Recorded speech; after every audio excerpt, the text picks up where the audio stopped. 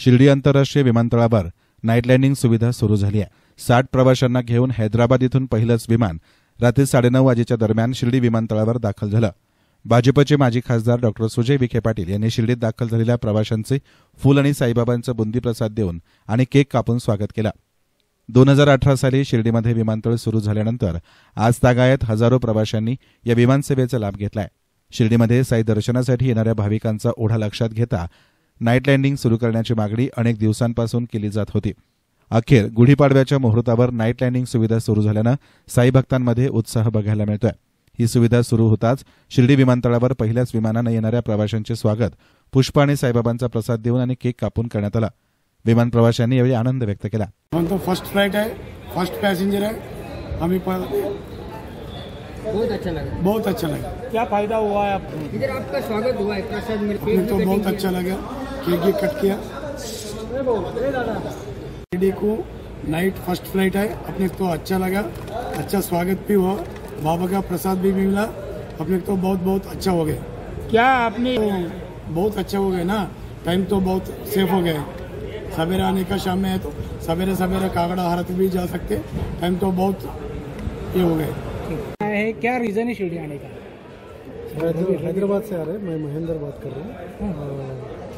पहली flight I didn't know that this is the first flight, तो night flight rather to Shirdi. I have come here for the first time to have the Baba darshan and leave today. Thank you. क्या क्या फायदा होगा? This is the first time that I have come to Shirdi, so I'll have to still experience a lot. I will have to see how it goes. But I didn't know that this is the first time in the night here, so I'm glad I was a part of it. Thank you. Okay, thank you. तर नाशिक येथे होणाऱ्या आगामी कुंभमेळ्यासाठी शिर्डी विमानतळ केंद्रबिंदू ठरणार आहे।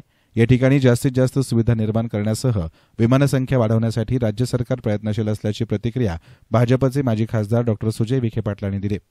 देशाचे प्रधानमंत्री माननीय नरेंद्र मोदी साहेबांचे, त्याचबरोबर ज्यांची ही संकल्पनेतून या एअरपोर्टची सुरुवात झाली असे राज्याचे लाडके मुख्यमंत्री माननीय देवेंद्र फडणवीस साहेबांचे आणि तमाम ज्या लोकांच्या प्रयत्नातून हे एअरपोर्ट उभं राहिलं असे या भागातले ग्रामस्थ, माननीय नामदार राधाकृष्ण विखे पाटील साहेब ज्यांनी अथक प्रयत्न केले आणि सर्वात महत्त्वाचं की साई भक्तांच्या मनामध्ये असलेली जी भावना बाबांबद्दल होती आणि नाईट लँडिंग व्हावी अशी समस्त ग्रामस्थांची मागणी होती, ती आज मागणी पूर्ण झाली। गेले अनेक दिवसापासून हा विषय रखडलेला होता। माननीय नामदार राधाकृष्ण विखे पाटील साहेबांनी प्रचंड पाठपुरवठा केंद्रीय गृहमंत्री माननीय अमित शाह साहेबांकडे केला आणि म्हणून सीआयएसएफची अतिरिक्त तुकडी इथं वर्ग करण्यात आली आणि त्यामुळे हे नाईट लँडिंग आज शक्य झालं। आज नाईट लँडिंगच्या माध्यमातून हे पहिलं विमान रात्री 9:30च्या सुमारास इथं लँड झालेलं आहे। माझ्यावरती ही रेग्युलर फ्लाईट राहील।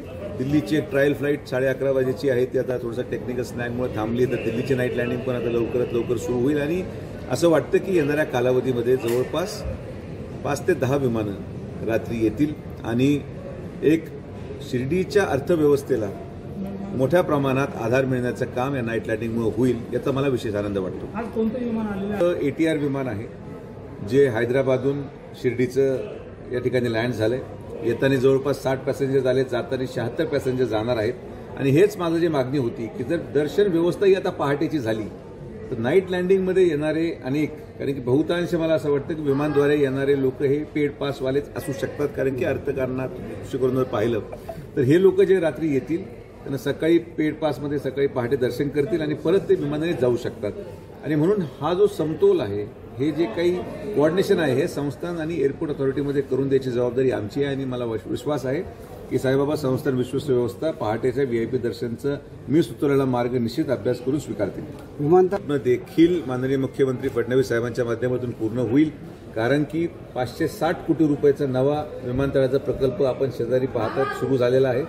मेगा इंजिनिअरिंग म्हणून या कंपनीला त्याचा कॉन्ट्रॅक्ट देण्यात आलेला आहे आणि जेव्हा त्याला जवळपास जर डिझाईन आपण पाहिलं तर त्याला एरो ब्रिजेस आहेत, असं भव्य दिव्य एअरपोर्ट माझ्या मते कुंभच्या अगोदर हे एअरपोर्ट आम्ही पूर्ण करण्याचा आमचा मानस आहे। माननीय मुख्यमंत्री महोदयांसमोर त्याची मीटिंग सुरू केलेली आहे। मी तुम्हाला विश्वासाने सांगतो की ज्या पद्धतीने उत्तर प्रदेशमध्ये कुंभमेळा यशस्वी झाला, या कुंभमेळ्याचं केंद्रस्थान हे शिर्डी विमानतळ राहणार आहे आणि म्हणून जे इंटरनॅशनल दर्जाचं एअरपोर्ट आपण तयार करण्याचा मानस घेतलेला आहे तो कुंभच्या अगोदर 2027च्या पूर्वी हे एअरपोर्ट पूर्ण आम्ही करून दाखवणार। एसएन मीडियासाठी कॅमेरा पर्सन साई सुराळे, शिर्डी।